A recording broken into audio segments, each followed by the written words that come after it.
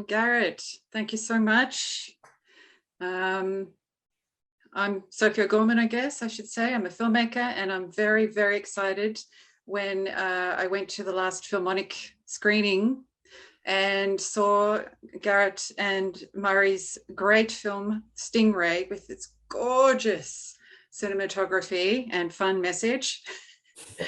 So we're very lucky to have you both here to share your genius. No pressure. It's hard to be modest when we make such cool films, but yeah, it's a pleasure to be here.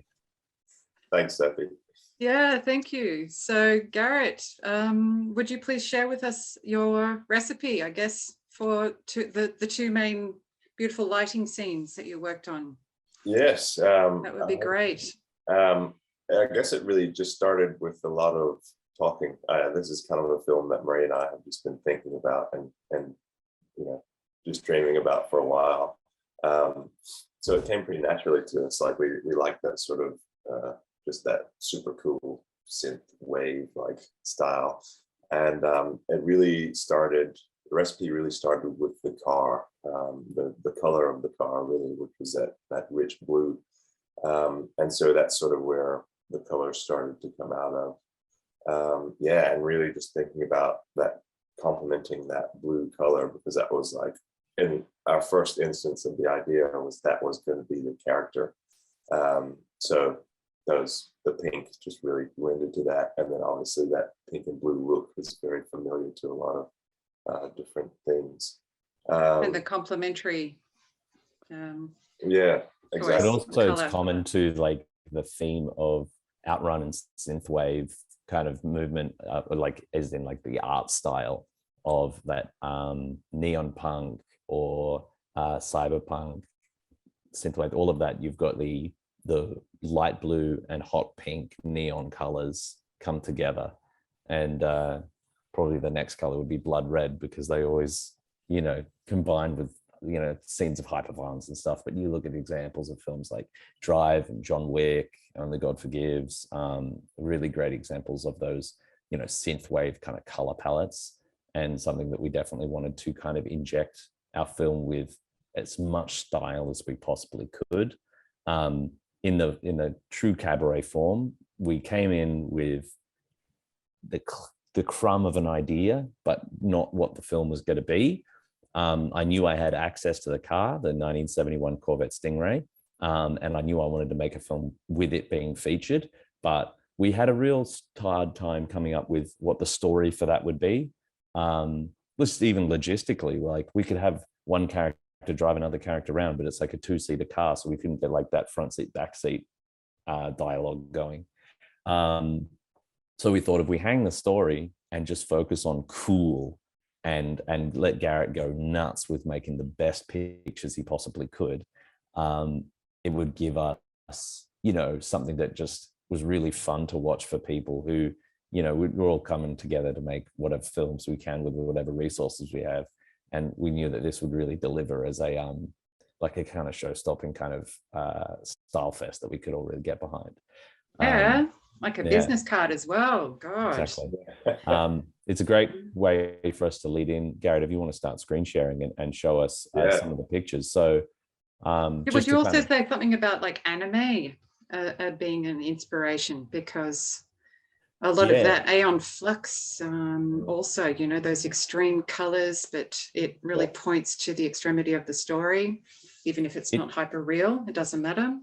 It is definitely something that has influenced my appreciation for that subgenre, but less so much in anime, definitely in animated, but in like video games, Katana Zero, Hotline Miami 1 and 2, massive inspirations, especially for a film like this one, and stuff that I've kind of always wanted to toy with, making films in that kind of genre for a long time. I would say top of the pile is Hotline Miami. If you look at like live action trailers for that, you'll see a lot of similarities. Cool car pulls up, jobs are being done, shady criminal underworld. In that they have like the rubber animal masks and the hyper violence.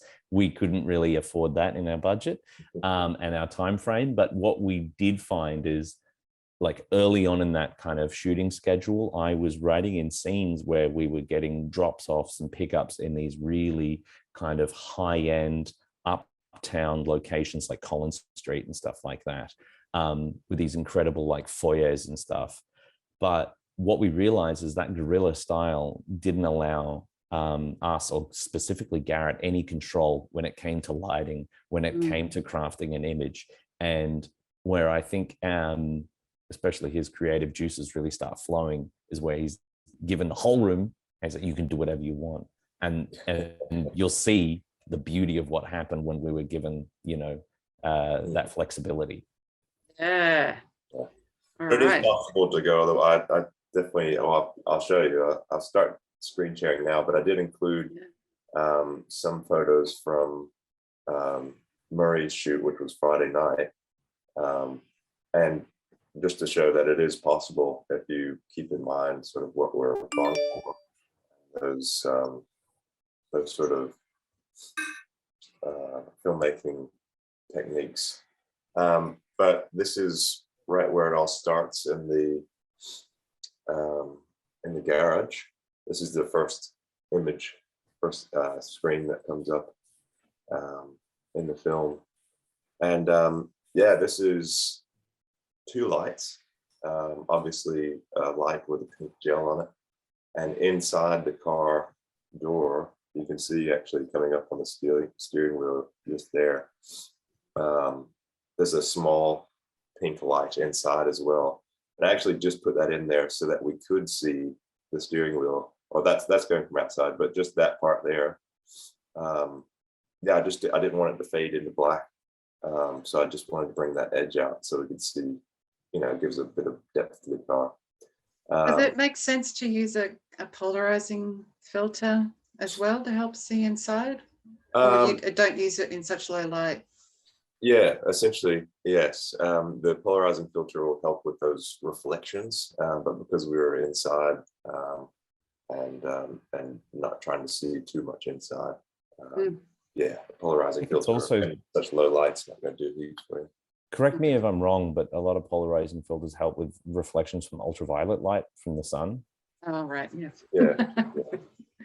Yeah, you'll get the most effect out of those. We used one on a short film when we were shooting through a windscreen, and yeah, we wouldn't have been able to do it without a polarizing filter because we essentially could not see through it with the reflections. Oh, it was essential. Yeah, yeah. Yeah, and so with the rest of it, like everything that's coming up in the background and like all this is just coming from one light, like bouncing off the ceiling. It's just, yeah, it's quite a small light. It's an aperture 1, or it's mini 20 D, and yeah, just with a pink gel on it. And we essentially just look for interesting angles like this, and then I moved the light around a bit, and I found that with a larger source really helps to pick up all these nice curves and stuff, as opposed to just one small source just pointing directly at the car.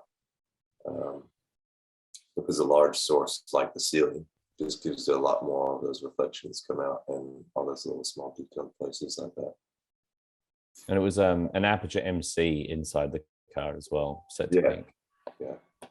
And then moving on, yeah, similarly, you can actually see the difference here because on the garage door itself, we had a few aperture MCs, and you could see them in the reflections. So we had like 6 aperture MCs on the door, and I was thinking that it would come up with a pretty cool effect, like you could actually see them moving about on the car. But it didn't have exactly the desired effect I was after, but it still worked. I mean, to just give those sort of like pops of little, I don't know, pin-like colors. But again, I think it's still better with, I don't know, it works in this case, in this shot.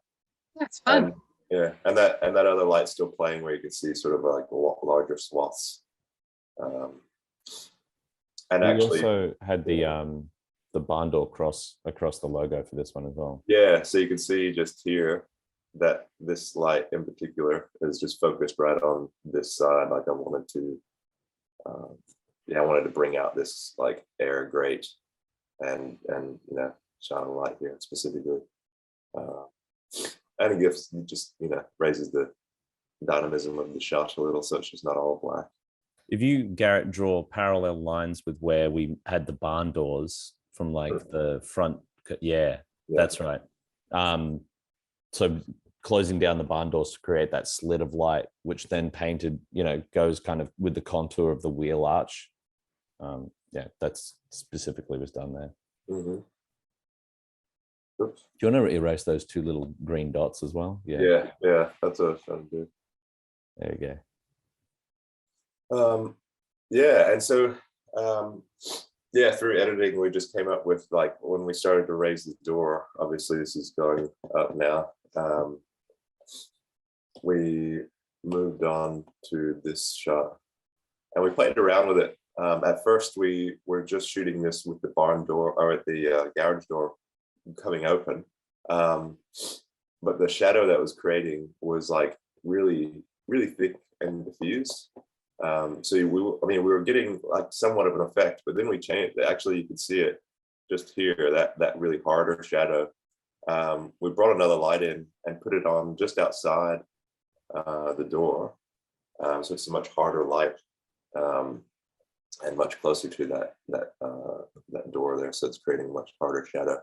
I had asked for, in that shot, there's a huge inspiration for this particular film is a fashion film for Alexander Wang. It's called Sisters, directed by Peter, I'll get back to you.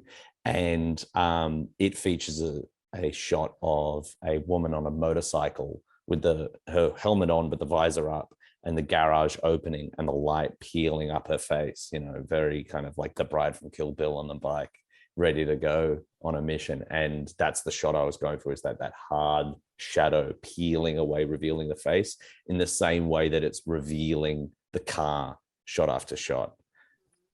Yeah. And we got this, and just kept those sort of color elements going on in the background as well. Also worth mentioning what we shot this on. Yeah, so this was all shot on Sony A7S IV, is that right? A7S3. Yeah.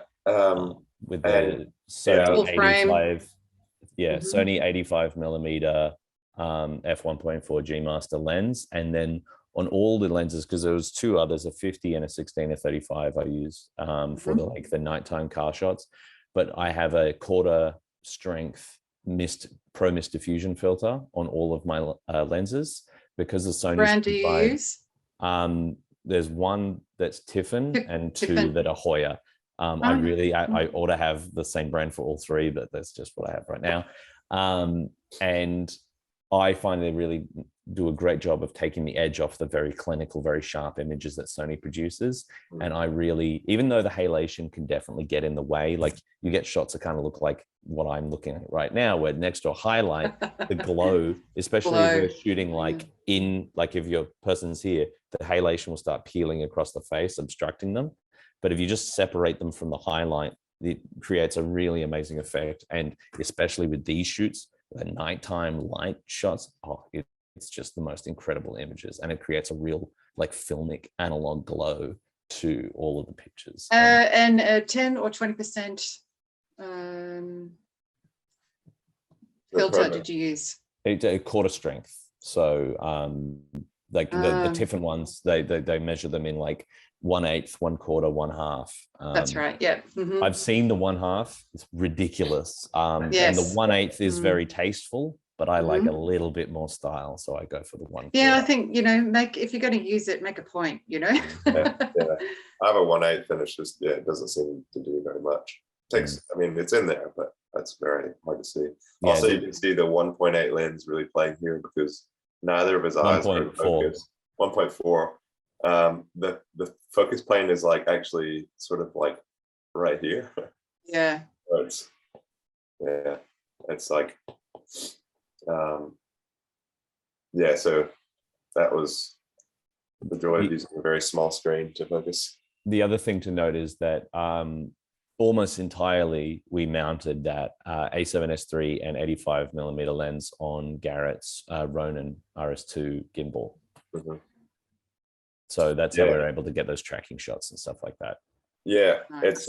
it's pretty amazing that the pairing of those two tools is incredible. And that's just how, I mean, without having a follow focus or wireless follow focus system, that the Sony's ability to face track is that, plus the RS2 is just, you can do anything you want with it. And it was really, it's a pleasure to use for sure. Yeah, so this is a shot that I was really keen on, and I knew it was going to look great. It's just these lights, all these dotted lights just flying over the top of the car, going through the tunnel. And this was the first night where Murray went out and shot. And yeah, I just like this. This is fantastic to me. It's just there's leading lines, stuff is going on, really makes the car pop. And this, I think, is just a stroke of good luck, just having that car come up with the quite blue headlights as well. And it's just really making the car pop Actually, out. totally intentional, Garrett. I was, we were blocking another car just so that their headlights would. Definitely. Just watching the short, you can see the effect of these lights. It's sort of like what we're going with those point lights on the garage door that I was talking about before. Just peeling over those curves. When it goes over, it looks like it's going through space at 1,000,000 miles an hour. So it's just really nice. I think this shot was with, I'm going to guess that the 16-35 and probably like 35mm. I found when I was, so for these nighttime shots, I'm in the passenger seat, I'm handheld the camera out the window.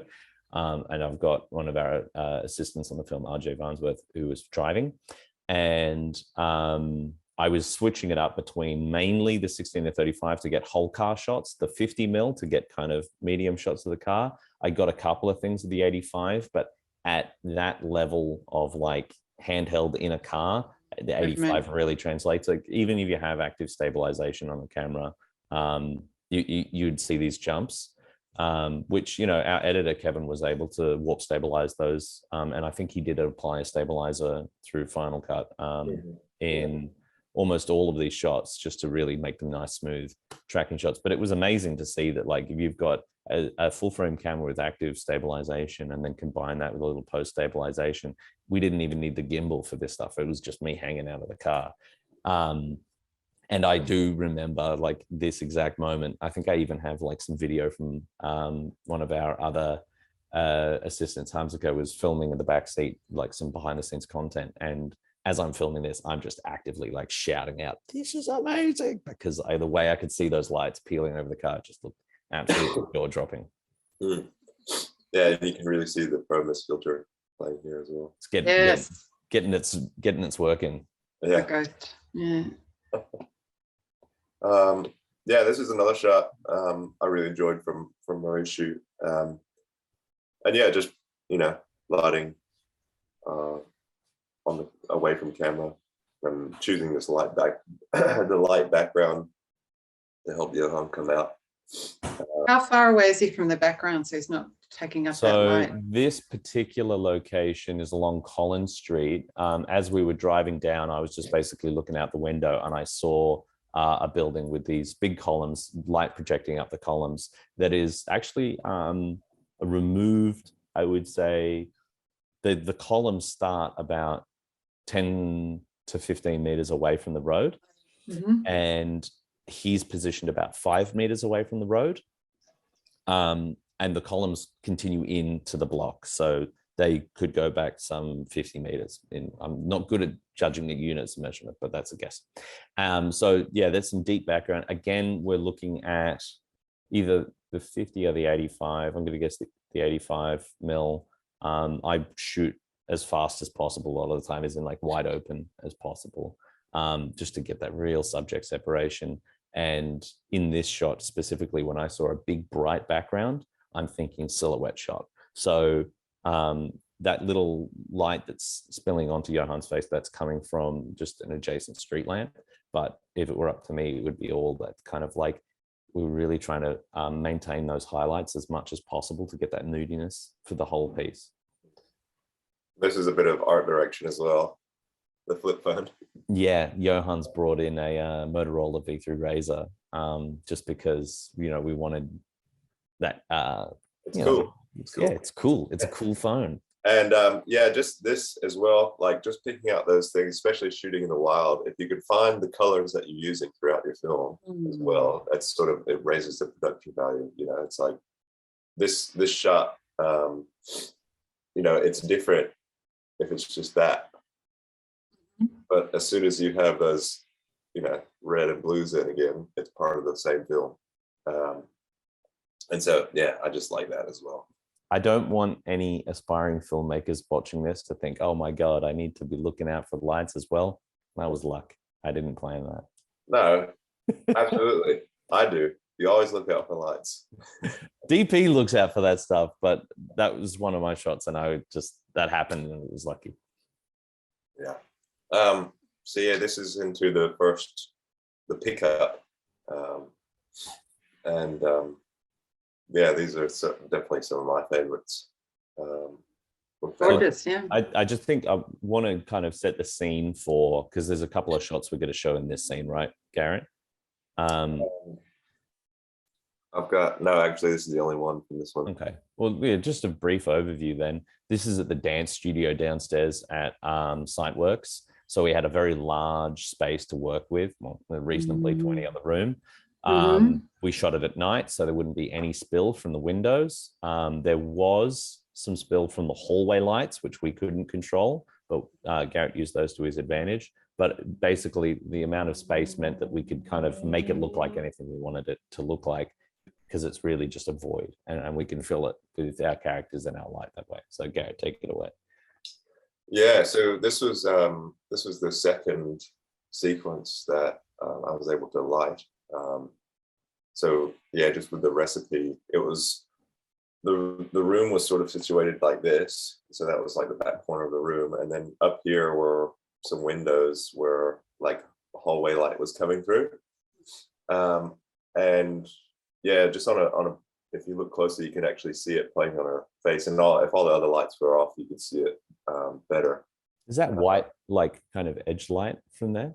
So no, so I decided to push that because it was we couldn't really turn them off. So I decided to put another light in just to accentuate that a little more, to make it look a little more intentional.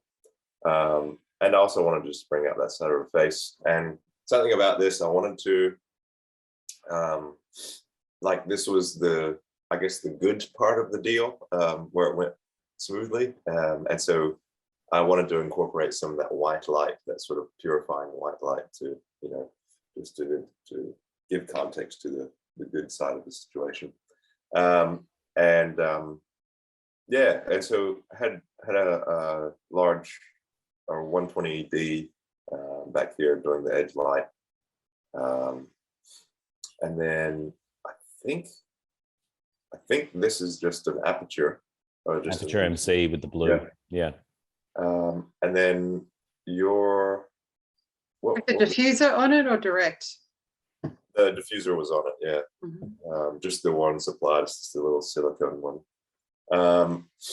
This pink light, actually, I had another MC hitting the background specifically. It's like there's two colors on the background. Yeah, so I had one that was lighting up a larger portion of the background, just in blue, and then right behind her shoulder, I had another MC just in pink, going like this. If anyone is, you know, listening in from the Philharmonic, and they know that all the rooms at Sightworks have the whiteboards, that pink MC is just sat on the tray at the bottom of the whiteboard. Yeah, so it's like shining up on the white. Yeah, so it's like a tray, and then there's the little MC there, and it's just going. But there's also a pink in the front. You've lit up her knuckles. I thought that was really cool. That's the Aperture 60X, which is the light that I utilize a lot on my work, which Garrett has stuck a pink gel on, and that's sitting kind of deeper in, I don't know, from our perspective, the background of the foreground. Yeah, and also you can see that there's quite a hard shadow under her chin from that light. And I used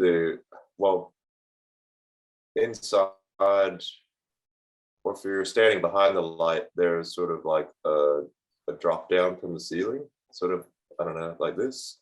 There was like an archway sort of, and I had the light like this, and she's sort of standing over here in the background.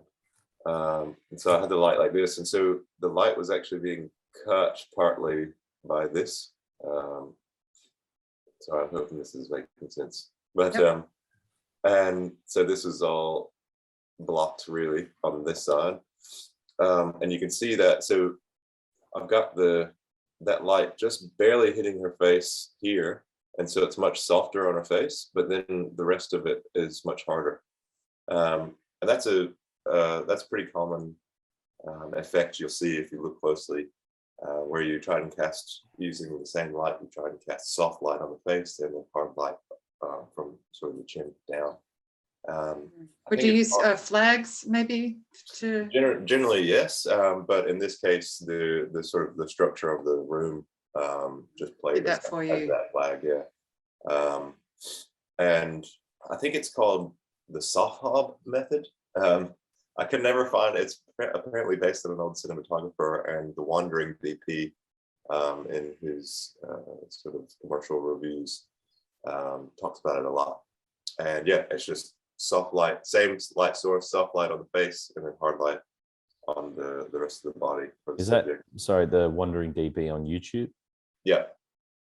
Yeah.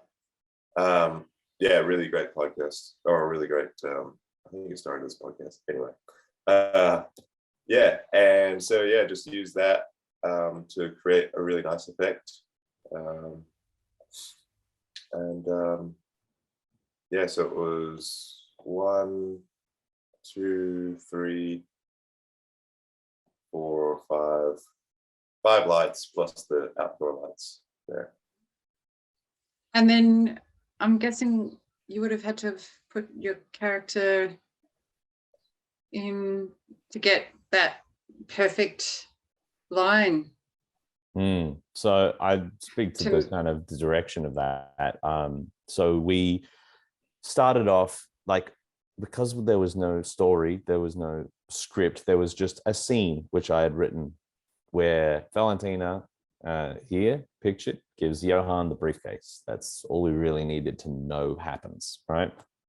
We knew we had this room and we wanted to kind of not see any of the details of the room, more than just the characters themselves. So we're now standing in the middle of the room, and it's a dance studio, so we've got quite a bit of space. And with my direction, I just wanted, like, these guys have been kind of working on their characters, even if it is just a quick cabaret film. So I was like, guys, let me see what comes naturally. Valentina's going to deliver the briefcase to Johan. How does that work? And I let him play it out. So Johan's going to enter, he's going to walk up to Valentina. Valentina, instinctively wanted to present the briefcase like that. And I was like, right, so we've got already, that introduction to that. And then I started adding direction from there. But once we've kind of blocked it out, we start running it with Garrett as well. So Garrett's there with the gimbal, and he's going to follow Johan in the camera. And I give Garrett pretty much as much freedom as possible to create the shots. Like, there might be times where I was like, as well as what you're doing, I want to get a shot where this happens and it looks just like this. But otherwise, if Garrett's like, I'm going to, we've got the motivation of the car, so now I want to follow with that same movement, following Johan, we're always following his character through this story. So I was like, that sounds great. So that's Garrett following Johan, and they practice that over and over again to nail the focus. I mean, they've got their marks, but we've got the eye tracking autofocus on the A7S III. So he just locks onto Valentina and he just needs to walk and the camera does the work, which is beautiful. Oh, I'm just sorry. I'm just thinking, like, how did you get it so that her knuckles are exactly, not 1 millimeter behind, you know what I'm saying? And her arm, because she's not, I guess she just positioned herself so that it was there. She had lots of room. Do you mean the lighting or just Yes, the the lighting. Mm-hmm. Yeah, well, so this in particular is the same source as this, and it's quite far away. So just like top down, if we're in a big rectangular room, our subject is here. I'm here with the camera facing that way, and then this light source is coming from that way, and this is way back there. This is this light, this pink light. Mm-hmm. And then this, I've got the other blue light is here, and that's what's doing that.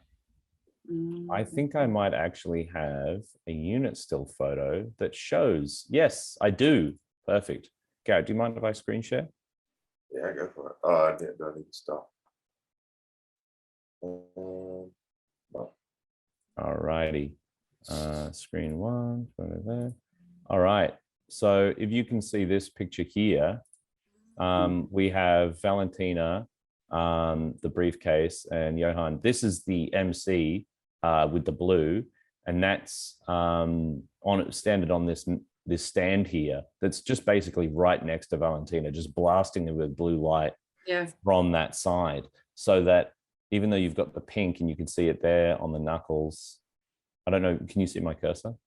Mm-hmm. Yeah. Yeah. You can see it there on the knuckles, the arm there, but it doesn't come around to her left side. So that blue light is going to take over, especially because it's a lot more direct and strong.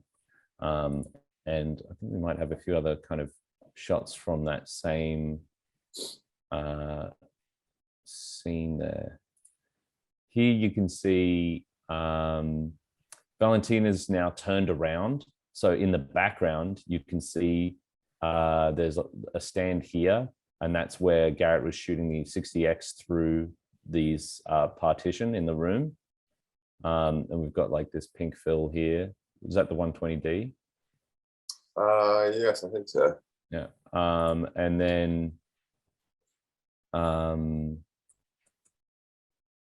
if we go, yeah, you can kind of see the lighting from the other angle, so to speak. There's the Ronin. Oh yeah, and there's the MC on the whiteboard, giving that pink up there. Right. Mm-hmm. Yeah, so it helps just give it a little bit more context. You can see the lights and where they were positioned in the room. Yeah, and you used a fog machine as well. Yeah, just to give it a bit of atmosphere. Mm-hmm. Which one did you use? Oh, I don't know. I just got one from a DJ shop at one point. I've had it for a while. Well, like a $100 one, or what they yeah, I think it was $70 or something like that. Oh, okay. But, mm-hmm. Yeah, cheapest one I could find. And yeah, it doesn't. I mean, it's different than like a haze machine. A haze. I mean, this is very thick fog. And we had to in between takes like waft it around the room a bit. Yeah. It doesn't really disperse as much as you but it does the trick for $70. In a pinch, I've got these cans of, the brand is Atmosphere Aerosol, and they're they're great. Use that to our advantage in one of our other films. Yeah, in The Blue Man, which is another one of our Filmonic films, there's a scene where a character goes into the decontamination unit. Cool. So they're just coming from outside. They had it, and it's just me underneath the camera spraying those from each direction. Yes. Moving on. Let's keep the train moving. Yeah. Yeah. So yeah, you can see more of the fog stuff going on there. Yeah. Oh yeah. So and is this again in the dance studio? This is upstairs in the office. So this area, I specifically asked the facilitator of SiteWorks if he had an area that would work as an office that wasn't one of the areas that was like accessible to the general public. And he was gracious enough to entrust us with his personal office and the office of the people who work at SiteWorks. And I think a big part of that kind of guerrilla filmmaking is definitely being able to convince someone that you're someone worthy of trust. So, acting professionally can really, there's a lot to be said for it, because when people can get a sense from you that you're going to take this seriously, and if people allow you into a room that's their personal space, you're not going to abuse that power, and you're most importantly going to return it the way you found it. But it's funny because there's details in this room, even in this shot, you can actually see a disco ball in the background that's just hanging in the background there. Like, it was so out of focus that we didn't see it necessary to scratch it, but it actually caught some light in an interesting way. Yeah. Yeah, just quickly, I just want, I mean, this is, I've got similar frames to this, but this is just the very first one that, as you can see, a bit more of the lighting setup in this wide. And I also just sort of reversed the colors for each person. So this being the boss, you can see that it's pink and then blue background. I just comparing. It's a pink background with a blue sort of edge light. So that was intentional, at least. And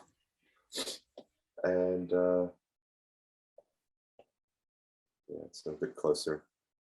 But similarly, I had an MC back here as well, giving that little blue halo, just to bring out the character some more. And this first one was a bit more difficult because it was still really bright outside, and so it's a bit more difficult to control the light exactly how I wanted to, because we were just getting so much ambient light in there. But it worked out. The one thing I would change is just try to get this light on the other side.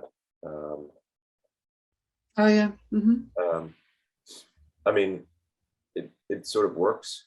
I mean, I think so. I don't know why there has to be this rule that it always has to be the dark. Well, that's the thing. Yeah, it's just it's a rule for making it depthy, but Who said what side? I mean, yeah, I mean this light really is coming from top down. Yeah, he's got good shadows. I love that. We used an aperture lantern up the top with like 120D, and I put some color gel in there as well just to warm it up. And the lantern was the lantern actually had like some black around it, so it sort of focused that light a bit straight down. In that scene, he's kind of poring over work on the desk. So we knew that would be like the central point that both the figures are going to come into, because there's this big desk in this room. And when we first saw the space, we're like, all right, well, this is the boss's desk. That'll work nicely. And if both these characters are going to be leaning in over this desk, then in the same way, you've got like, the snooker table kind of thing. You're leaning in and your face comes into that light. And then if you lean back, you like slip into darkness. It's just so suitable for the boss fight. Yeah, I really wanted that to be really obvious, I guess. I was hoping that it would be sort of like a really obvious stream of light. But again, just because we had behind the camera, there was like these big open windows and it was just daylight outside. The sunlight was on the other side of the building, but still the ambient light that was coming in onto the scene. I mean, you can see, this whole background you can see because of that ambient light. So we're stopped down to make it, a street light at night shining through the window. Yeah. Yeah, you can justify it, but it's not what I wanted. We made it work. And similarly, we just had that light coming in and just making an edge, starting with that pink light, pink and blue. He looks quite devilish, doesn't he? Yeah. And then having that atmosphere play through just to give a little bit more depth to the scene. He's been smoking a cigar or something like that. And then the big reveal. And then, inside we've just got two aperture MCs with blue color on them. Very versatile little lights. There's actually one scene, I don't know if Garrett's taken a screenshot of it. There's a scene where Johan's traveling with a briefcase and there are police lights and things flashing across the, and those are the Aperture MCs as well. As me holding two of them, just doing a walk by. Yeah. And also it was intentional for us. Like, I don't know, at that point we realized it was pretty on the nose, like a Pulp Fiction reference, even if we were like, you know, they don't have a monopoly on lights and briefcases, but all the same.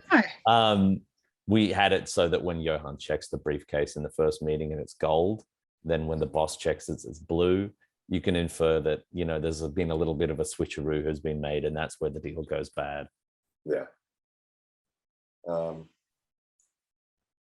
Yeah, so that's, I mean, this all stayed the same. And we just... How many lights would you say you used in this scene then? So I had like a sort of a panel light, an Aperture, actually the one I'm using right now. Yeah, the Amaran Tri-8. Yeah, it's a great little light. Yeah, so that's a backlight there. I was using the 120D. No, sorry.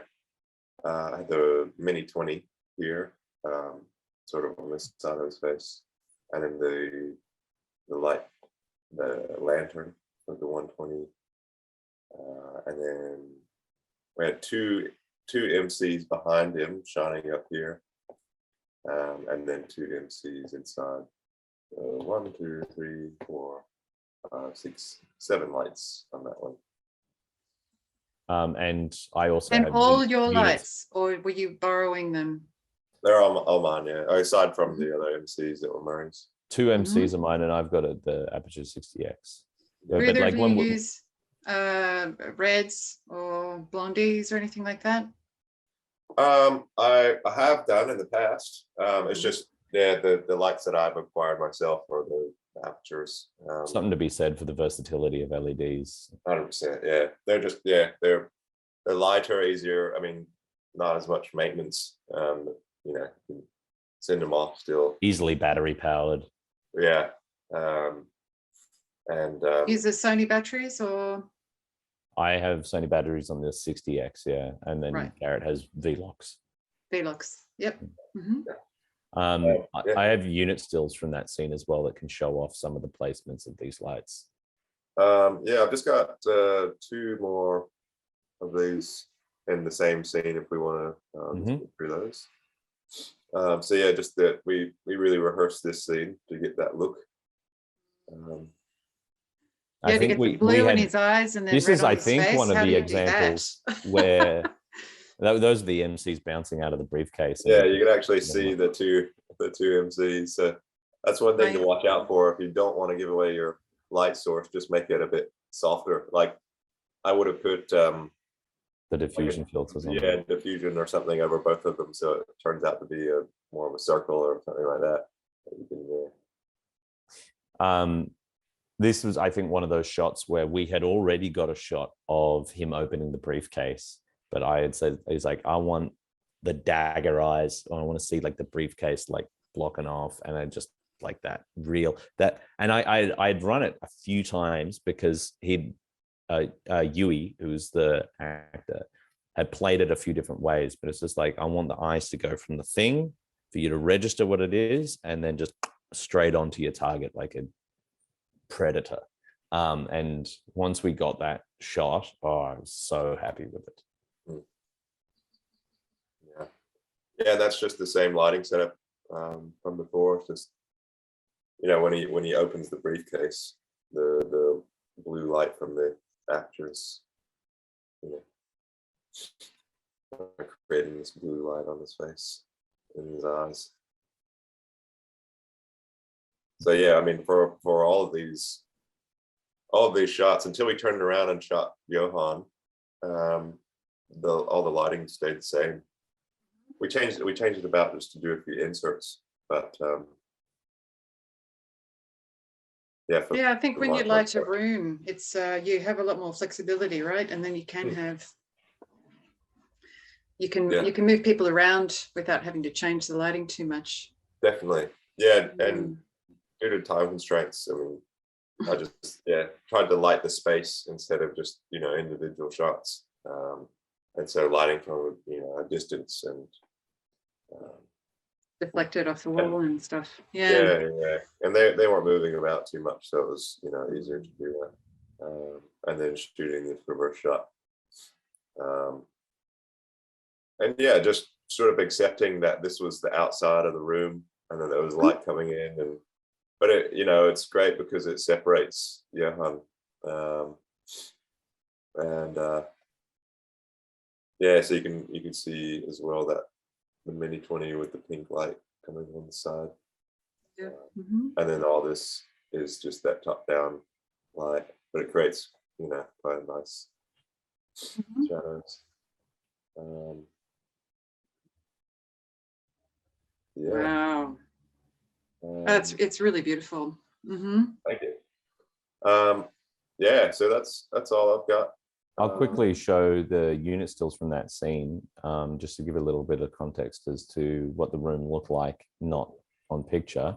So we have here this scene. So you can see the office pretty plainly in the room, and you can see Garrett's light from behind that was giving that pink kind of edge.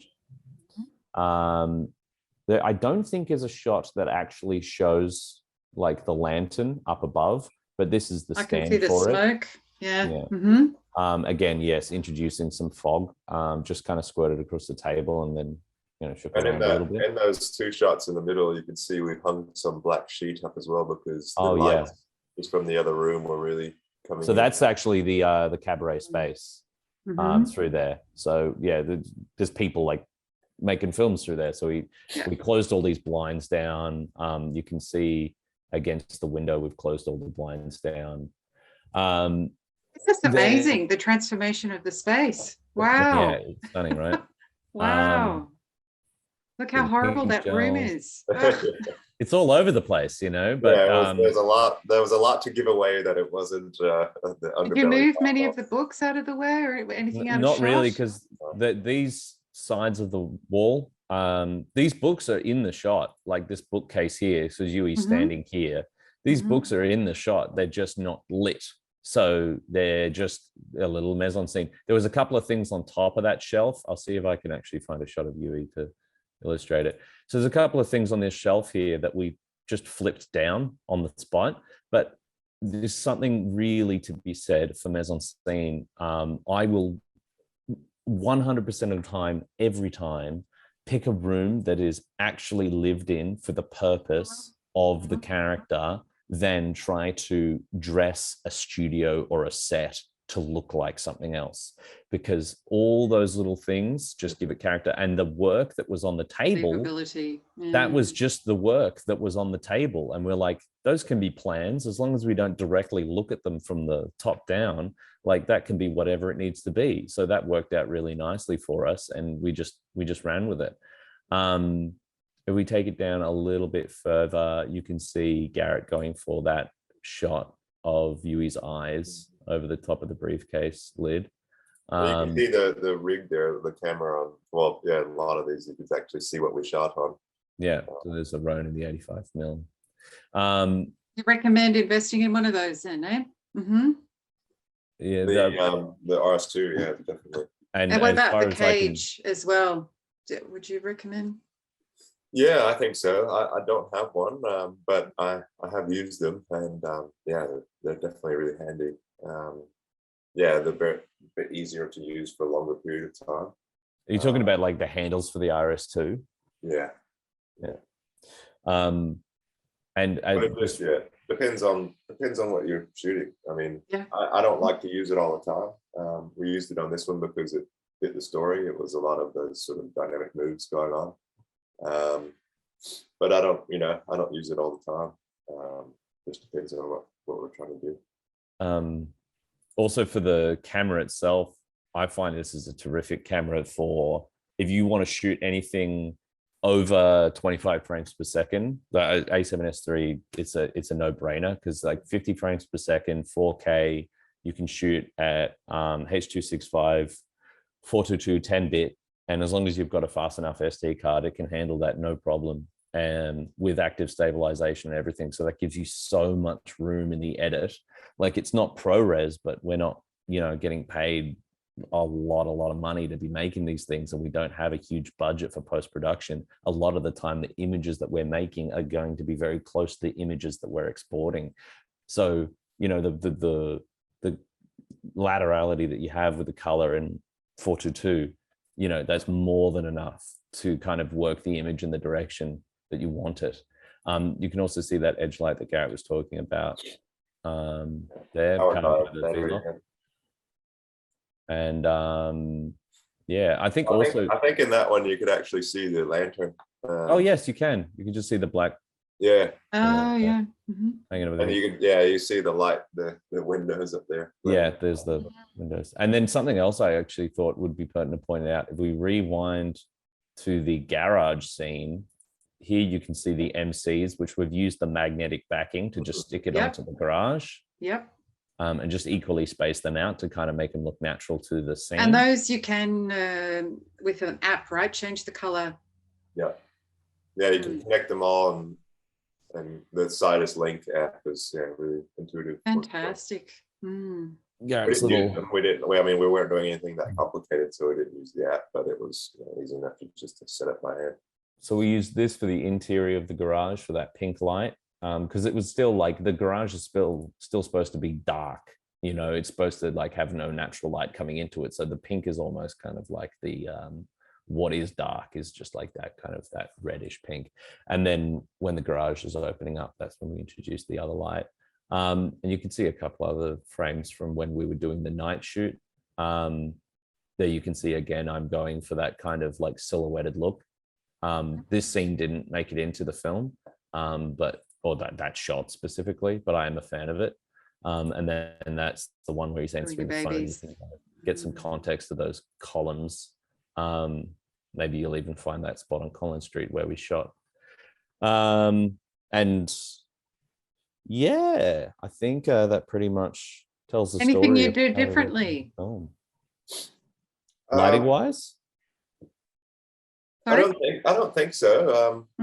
I mean, as if you compare this film with our last film, there's a lot we did differently. So, I mean, with the time constraints of this film, we shot it in 72 hours. So we, it was sort of off the top of the head kind of thing. And so to go back and think about what I'd do differently, there would be a lot, but also if I had more time and that kind of stuff. So, I mean, I was really happy with just going for it.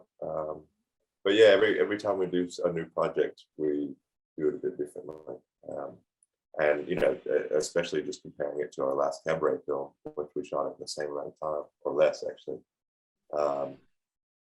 Yeah, well, first off, we just simplified the characters by making a dialogue. You don't need the dialogue; it's all in the eyes. Yeah, so it's just simplifying as much as possible, and doing that. So yeah, we did a lot different with this one, but yeah, so it turned out good, I thought. Fantastic. Yeah. Quickly, just what gel brand do you use for the gels? I have. Because Amazon, there's like 4,000 different ones, and I'm not sure. One second, I can tell you.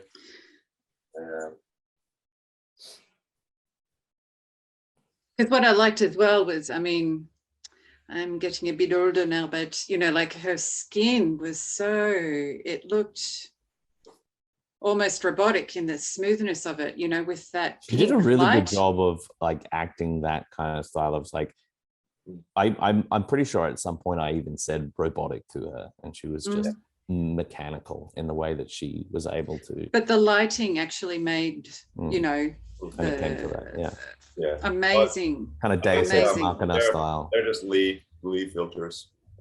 Which Lee? Lee, yeah, I have Roscoe filters as well. Lee. Oh, Roscoe, that's it. Yeah. Thank you.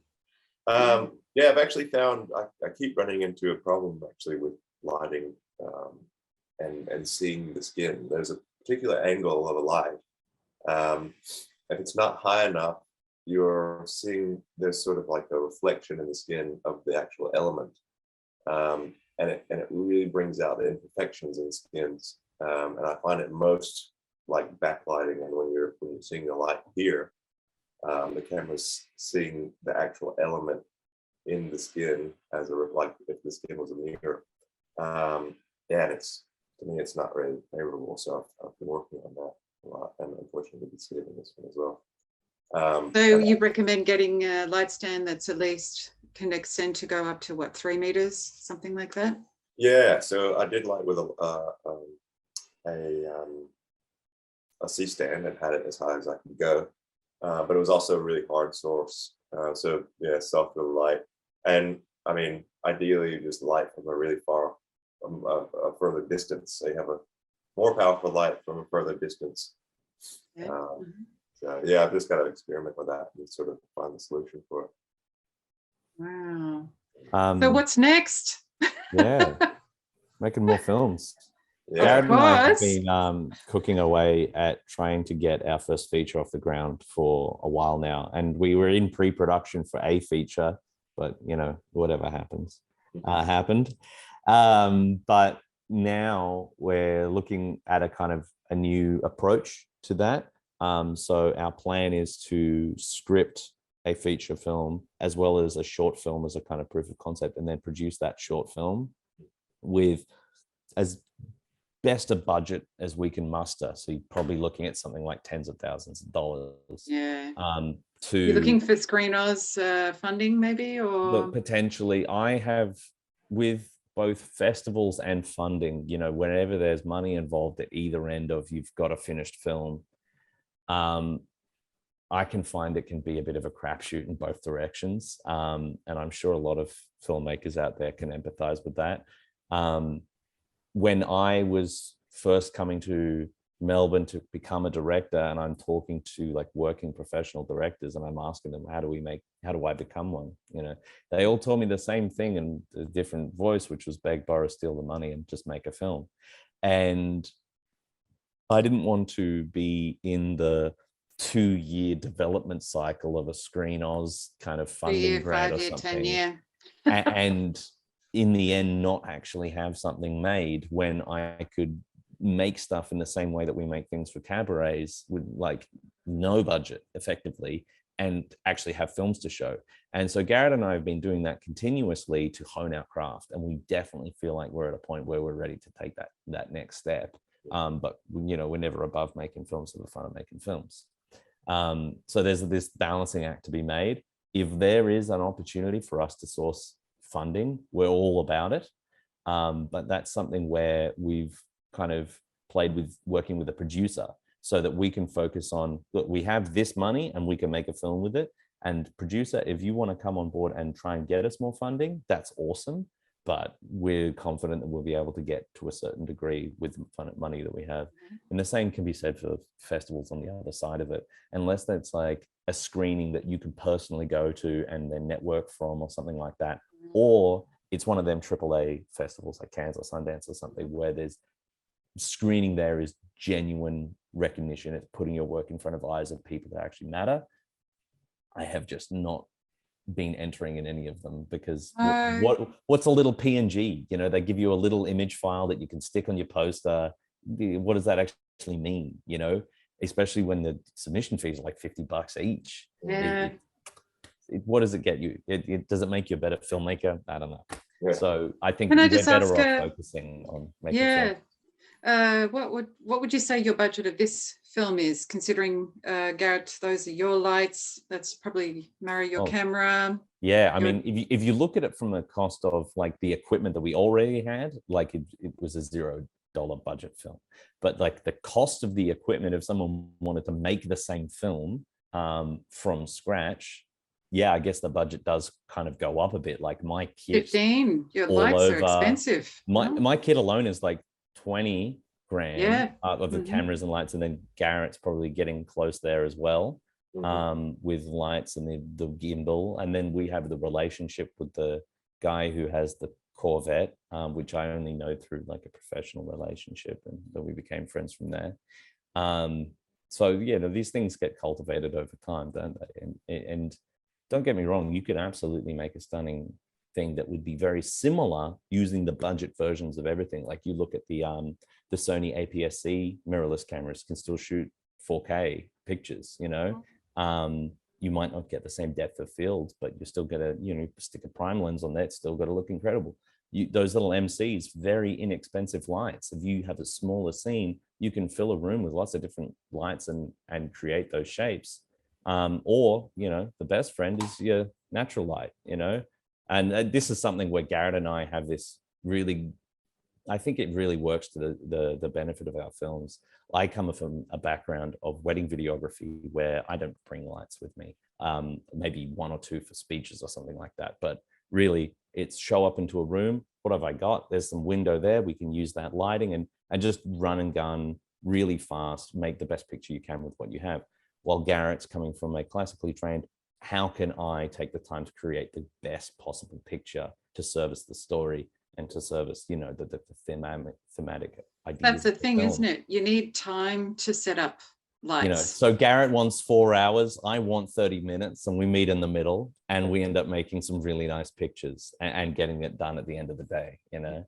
Yeah. Because there are times where, like, that room, the big dance studio, like we had technically got all the shots, but I could see, like, me and Garrett are like looking at each other like, what else can we do in here? Like, how can we, you know, get these lights switched on to create even more cool images? And we did. I mean, and we actually used the shot of the golden light hitting Valentina. Yep. That was separate to that sort of sequence of events. Like, we were at that point, we were asking our editor as well, Kevin, well, you know, what should we do now? Like, what would help? And he was like, he was editing, like, insert shots, shooting shots of the briefcase. I mean, the briefcase walking was sort of his idea, because it was like that would help me in the edit, is what he was telling us. And so yeah, we put some more lights, and you could almost call them pickups, but on the day, because like he had been assembling the footage that we already had, and he'd come down to visit set, and that's awesome. Yeah, we were like, and so far, what have you got? What do you need? And he's like, well, I don't really have anything of the briefcase going from place to place. So we're like, let's get that shot, and you see it in the film, the flashing lights going over it. So the three of you are telling the story. I love that. Mm-hmm. Plus the actors, of course. Yeah. Yeah. Oh, fantastic. Great. Is there anything else? Really, you know, it's an honor to be able to describe our process to other filmmakers, because I think, like, for us, we're really proud of where we're at, but we never think that we have reached a peak where, like, we're at this, he's like, oh, well, we've gotten that good. No, always growing, always trying to learn. Every time we make a new film, Garrett has got a new thing that he wants to do, you know, with light. I've got a new thing I want to do with direction. And like, for the example for this one, I think, is color palette. Like, Garrett was learning really clear information about how to actually create a color palette. So it's like, start with your locked off thing. Garrett was talking about this earlier, the blue of the car, and then what's the complementary or something like that. And then for me, my direction was, how do I make a film where there is no story and we're just kind of, we're making up? And those moments of inference, we're chatting before we hit record, and you were talking about how you understood that the boss, or Yui's character, gets shot in that thing. It's never explicit because we're not allowed weapons on the thing. But I was just like, if you just reach, you know, fast, we know that that's the draw. Like, we're going for the quick draw. So, and people are able to pick up on that. And those inference, or the eyes, you know, all that kind of stuff. And I love those things where people can read into it however they want to read into it. Yeah, I think as well, I mean, if you take the time and the effort to in a way copy what other people are doing, you know, you're entering the really professional space. And that, in a way, is because we all know how a story goes. Everyone, we watch it, so of course we get that, you know, the tropes. You've recreated tropes that in a very really convincing way, and this is what is going to get you hired by other companies. Yeah, ideally, we can pass the skills that we've learned down to other filmmakers, and they themselves can implement them. We can all watch better movies, and that's like, that's the best case, you know. Yes. Yeah, well, thank you very much, and I look forward to your next films. Thanks, Sophie. Appreciate it. Thanks, Sophie. Bye. Bye-bye. Bye.